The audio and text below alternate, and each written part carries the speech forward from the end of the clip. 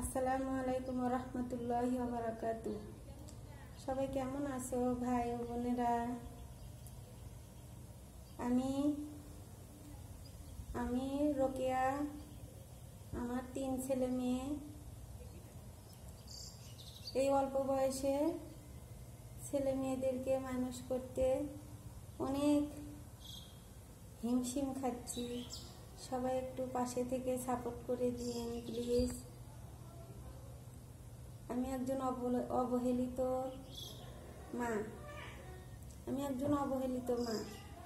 সবার কাছে এমন পর্যায়ে অবহেলিত হতে হতে আমি শেষ পর্যন্ত মাদ্রাসায় লেখাপড়া করেছি, কিন্তু সবার অবহেলার কারণে অনেক কষ্ট, বাঁচতে ইচ্ছে করে না, কিন্তু তবুও তারপরে আমি হাসি খুশি থাকি এবং ভিডিও বানাই।